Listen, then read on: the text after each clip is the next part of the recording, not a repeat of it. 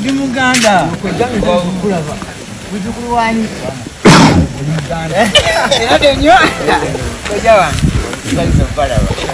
Onani? Fumbe. Samiso balaba. No Mr. Kavuma, my photographer. Videographer. Samiso kulaba sekandi wange. Omusajja ono mulabi okuva mu kyenda asikyenda wamwaka ki mwafuna oluyimba olugamba tusuze emyo naluyimba kyolwo binadde njogerako ndwerabidde nti omulimu gwa muno. obulamu bwe butyo mwaka ki kubanga oluyimba kyobalya kutepeya kafeero nendulaba endayamba kafeero ali mwagala ngaomuntu nogira mu ddoboozi ye kati nkwagala nnyo koja wange ate nga oli muwanvu nga nze kubanga ebanga ojja mu kamera iseba suuti nze nyambala zamirimu era nkozekandikule nawe ojesala kati ngokofinga begotulaba otabwa maaso ayatuwa maaso nonga demukute byammwe mwana ffe tuli bakweragamya erago onoyokoja wange edo sekandi nga bwe namuyisa tusobola ku mwana we nzize kuyonka obanga myoyo gy'ababi oba yalinteteeka ya Mungu nga bye bingiziranya nga banaffe batufudeko obanga abakadde okukona nga temukikoze kwata edama wakiwanukakwanike nsanyusa obalaba era nsanyusa okulaba kojja wange ogamba otya abanyagikitoko mwena mwena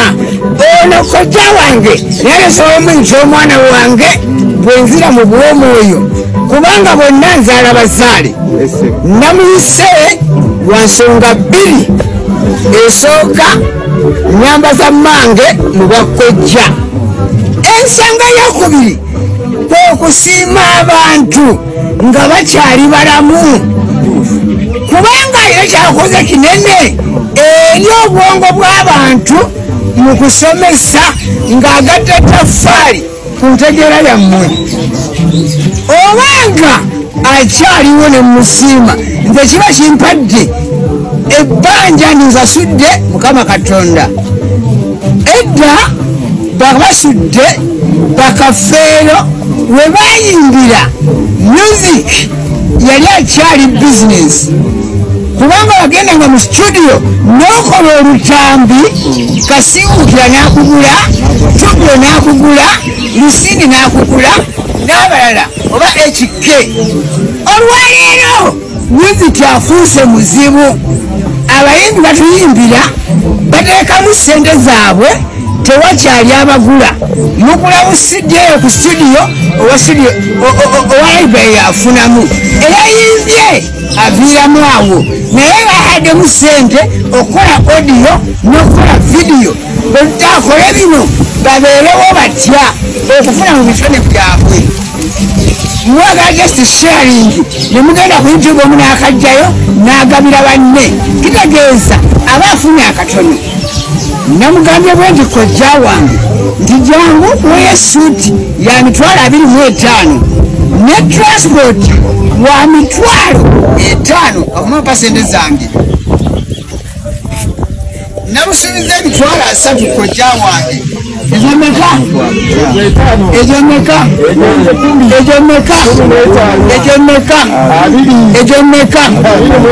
eyo suuti eweddeyo esuuti kojja wange agenda yambale Maria nasanga yali ekikuba mukono nakyabanga namwambaza transport nagamba 5,000 ezomeka gyetaano nze saabafumbidde ekyemisana muzewameka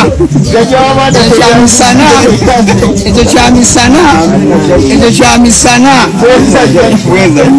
nagamba bwenti muwagire enje sekandi azzewo erinnya lyakafeero kubanga eddoboozi yalitwala obwongo yabutwala enjira yeemu entambula y'emiziki yeemu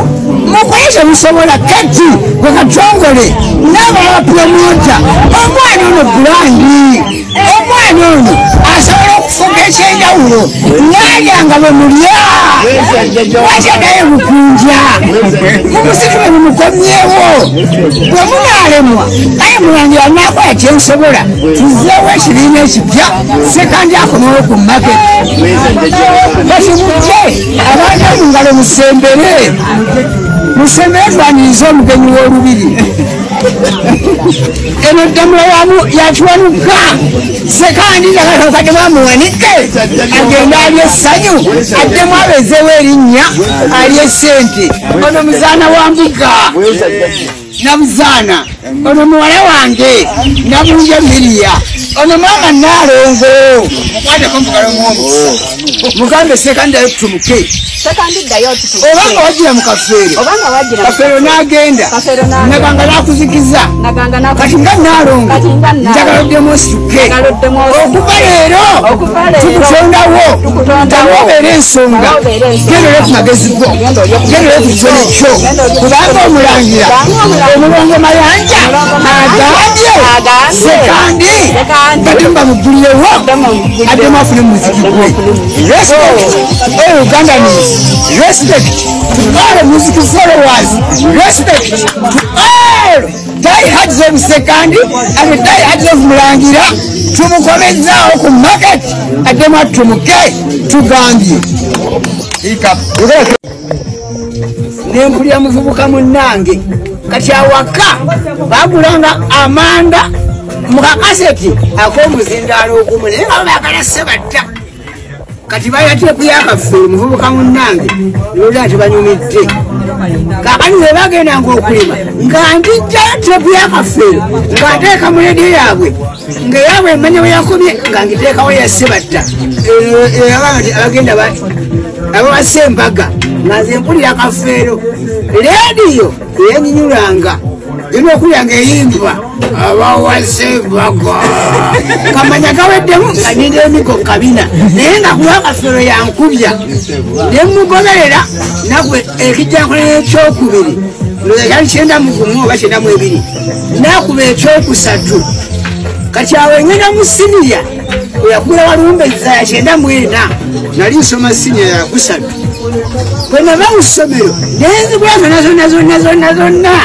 nga nzija mbagoberera kati gwe nkusanga 97 akayimba aho kayimba ki obulamu bwe butyo olwo ne kugirako sekandi nennaddanga alinako oluyimba nenzija nga mbagoberera nemunyumira nnyo kati nyenza okuzuula ng'obuyimba bwe saamanya bungi naye akayimba omulimu gwa munno kampomera omulimu gwa munno waliwo akalala omwaka gwa 2005 waliwo n'akalala kano akabukunja akayimba akabira ke maaso kaba kayita batya Buruto Boys kati nabusanga ye masuulita nembuta ku CD nembulira nga tekimala kati mbukuba ku YouTube era mulekayo kayimba oba onkoze bubi bannayuganda bagamba ki nti mwe mutamanyi abagazi basisinkanya babiri ono mugazi wa muziki omenya ngendemeyimbi oba tomumanyi nze negomba kafeero nga bwegambe mu myaka egyo kati nengamba nga ndowooza kirowooze nengamba singa kafeera nga Katonda asobola okujja n'asala wano nanyingizamu kafeero wenakirowooza kafeero yajjanga mu kyalo nnyo nze nga simanyi bawandiika nnyimba kati waliwo ekitooke nga kyakola embuga bwekiti naye nga ndoota ne kafeero anyimbira obuyimba nindogoloka ng'akayimba akajjukira naye nga tekali mu nnyimba ze namaa nti okusala kankudiddwamu era mu 99 nali mulalu alina okuwandiika ennyimba nga tewali anguwulidde bawandiika nnyimba era akayimba ke nasobola okuwandiika nali nkayimbira omwagala wange naye kati nkerabidde munaliko okuwandiika ennyimba sebo kati ndi muyimbi naye nga njagala nsinkane Kafeero mubuulire naye saamusisinkanako paka lweyafa naye nga yekyalekokyale kubanga muzimu ogwasitukira mu nze oyimba nja kukuwa nesimusinkanako paka lweyafa nsigala nga mwagala kati gwoli mu kifaananyi kye nkwagala nga bwe njagala Kafeero ngamba bwe nti gwendoddemu tutumuke nze njogedde njagala oddemu tutumuke ofune muziki gwo nkyogeredde mu lubiri lino lwamuwanga ngeyise lubiri muwanga abanambuga nga Bassekabaka bali abo asooka ye Mawanda w'Essenyiga yampa obuyinza owookubiri Kibinga Ekkongo gyampa obuyinza owookusatu Kiweewe Masanafu naye ky'obaomanyi Kafeero wa mukago gyendi mu by'omwoyo yasigala nga ajja mbiroto yange ebbanga ddene nempandiika ennyimba ziri nkaaga mu ezo eziri revised ziri mu bitabo nalikolyako ennyimba 7 zokka kyokka saazitunda naye ku YouTube ezimu ziteekayo kale no bannayuganda ono yekojjange gwe nayise wakiri mwambaze ng'okwambaza kwe mwambaza ayambale ekitiibwa addeyo afune mu muziki gwe yesu njagala ogenda ogigule kojja bwenaasingawo ng'esoma gyenkuwadde mubuulire gwegweyo gyowulire okujjaamu ate mu fashion gyoyagala nze mulangira mutabani weyeddira endiga ate omulangira w'emisambwa ebisingaawo n'agenda mbigattako mpolampola nga bwe nkugoberera bannayuganda mubanjulidde ogwokubiri adde engulu Mr. Kavuma eyapromotinga Eagles ono omwana brand mutandikeko mujafuna sente mwenna mweraba nsiimye nnyo mutani wange ono olwekyo kyakoze ansiimye nkyali mulamu Mukama akwongere musamu byokola embuga yo esumulukuke okulaabalwadde ate ovumule weza nnyo era bweza ddala ono kojjange kubanga nzaala ye Maria Nassanga bamuyita Namwandu Kibirango alikikunga mukono kulidde bajjaawo yoyo mange ono naye abakojjange tubaagala nnyo namutana ogamba ki yogerako ebyensi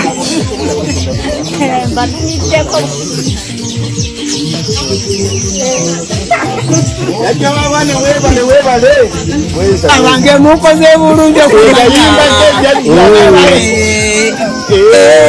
naye bye munjogerako ebitweteke mukomyewe musanire ekyo kibi mukoze bulungi mwebale naye bye munjogerako ebitweteke muyise bwe musanire yeza nnyo kwejjange okujja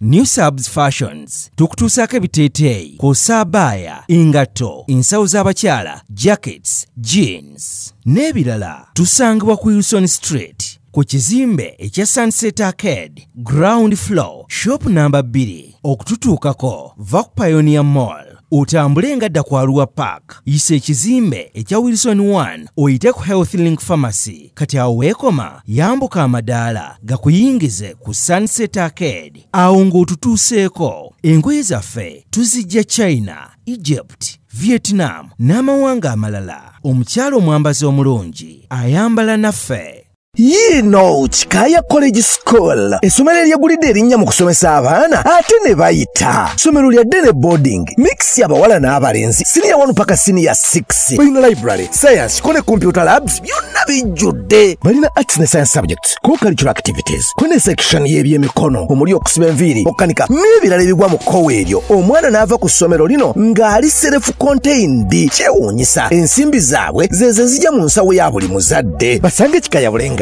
Mitiana Road okumanya ebisingawo noti 757 mukaganya emwemu 57. Be Easy Hotel and Bar tusangibwa Nsago ku lw'Ennakawuka ku lw'empeereza ennungi tukola essaawa 24. Tulina ebifo ebisulwamu nga biyonjo ebiddaabirizibwa buli kadde ebyemizannyo ng'okulaga omupiira okuzannya pool n'ebirala. Ebbaala ejjudde obulungi, emmere ekutuukako mangu, paakingi nnungi ate nga security eri gguluggulo. Okubuukinga n'okumanya ebisingawo kuba ku 0790 79 12 04 oba 058 98 77 34. You are not easy when you are not at Be Easy Hotel and Bar. Come and experience the ultimate in comfort, entertainment and security with Be Easy Hotel and Bar, Nsago, Nakauka Road.